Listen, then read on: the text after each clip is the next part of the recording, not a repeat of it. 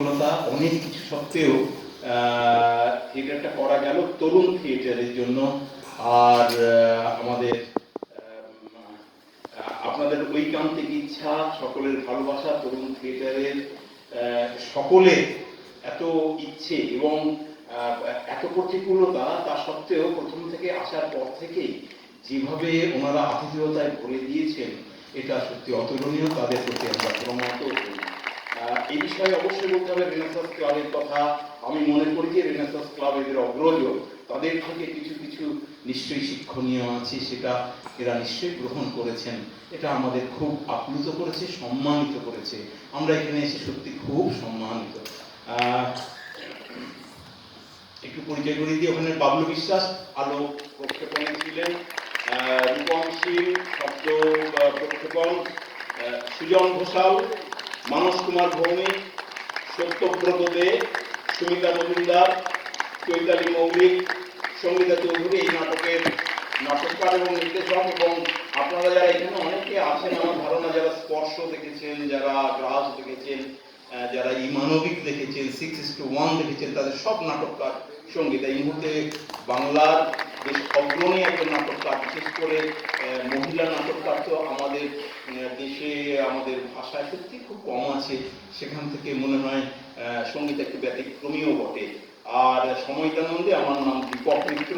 নাটকটি কেমন লাগলো প্রকৃত অর্থেই, যদি কোথাও কিছু খারাপ লেগে থাকে সেটা বললেও আমরা সমৃদ্ধ হব। তাহলে আমাদের তো আরো এগোতে হবে। আমরা তাহলে একটু তার সংযোজন বিয়োজন যেখানে সারানো দরকার, আমাদের যে ত্রুটিগুলো আছে সেগুলো নিশ্চয়ই আমরা সংশোধনের চেষ্টা করব। কিন্তু নাটকটা কেমন লেগেছে আপনাদের, সেটা ধন্যবাদ। আপনার অভিনয় অসাধারণ লেগেছে। বিষয়টা এই সময় একেবারে স্পর্শ করে গেছে এই ভাবনাটা। আর সঙ্গীতা ম্যাডামের কোনো তুলনা নেই, মানে একাধারে এভাবে কম্পোজ করে লেখা এবং সেটাকে ফুটিয়ে তোলা। বলি আমরা রিভিউটা নিই, তাহলে মাইক্রোফোনটা দিতে বলি। রিভিউ পেয়ে গেছেন, ওনারা রিভিউ পেয়ে গেছেন। না, ওই আসলে এই প্রযোজনাটা আমাদের এই বছরের প্রযোজনা, বেশি দিন হয়নি, একদম নতুন প্রযোজনা। ফলে আমরা দর্শকের মতামত এখনো সেইভাবে পাইনি। কয়েকটি জায়গায় অভিনয় হয়েছে, তো দর্শকের এমনিতে প্রথম বলে নয়, সবসময়ের জন্যই একটা নাটকের সব কিছুটাই নির্ভর করে আসলে দর্শকের জন্য, দর্শকের উপর, দর্শকের ভালো লাগাটা আমাদের কাছে প্রধান বিষয়। তো এবং তাদেরকে ছুঁয়ে যাওয়া, সময়কে ছুঁয়ে যেতে পারলো কি না এই নাটকটা, সেই বিষয়ে যদি আপনারা কিছু একটু বলেন, আমরা সেটুকু নিয়ে যাব। অবশ্যই ছুঁয়ে গেছে এই বন্ধ কারখানার সমস্যা, হ্যাঁ, এবং এই ঘরে ঘরে বেকারত্ব, শিক্ষকদের সমস্যা যেভাবে তুলে ধরলেন অত্যন্ত ভালো। মঞ্চে অবশ্যই একটু দেখে নেব যে আমি আমাদের সাথে যার যোগাযোগ হচ্ছে, যিনি কিন্তু আমরা আসা মাত্রই গাড়ির সামনে চলে গেছেন, বলছেন যে জল আছে, এখানে চা আছে, এখানে বাথরুম, এখানে আপনাদের জন্য টিফিন, এই আয়নার সব করা আছে। সুরজিৎ একবার মঞ্চে না এলে আমাদের একবার আসতেই হবে।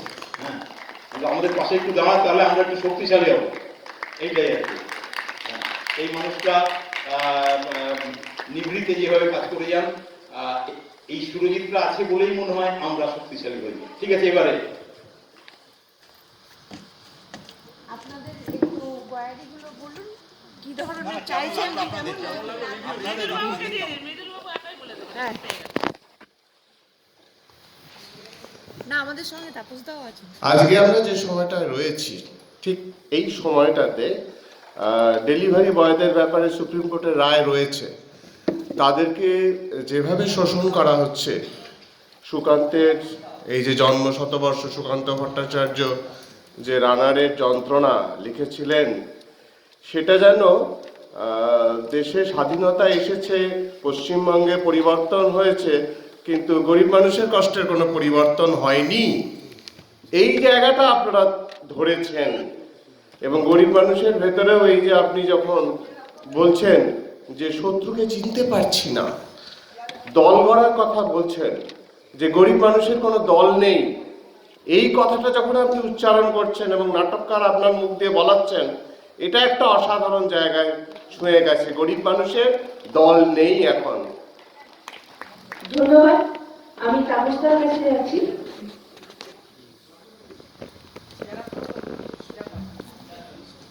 বিষয়টা এই মুহূর্তে আমাদেরকে প্রতিদিনই ভাবাচ্ছে।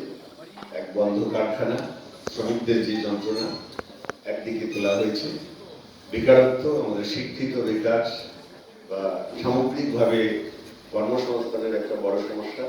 আর সেই কর্মসংস্থানের সমস্যা থেকে মাস্টার ডিগ্রি করা ছেলেরা শুধু ডেলিভারি বয় হচ্ছে না, টোটো অটো চালাচ্ছে। এটা আমাদের কাছে যন্ত্রণা। কোনো কাজ ছোট না। এই ভাবনা থেকেই বলছি যে এই সমস্যাগুলো সাহসিকতার সঙ্গে তুলে ধরার জন্য এবং শুরু থেকে শেষ সকলেরই নিখুঁত অভিনয় হয়েছে। যেটুকু অভিনয় ভালো লাগে আমাদের, আমরা মেদিনীপুরবাসীর পক্ষ থেকে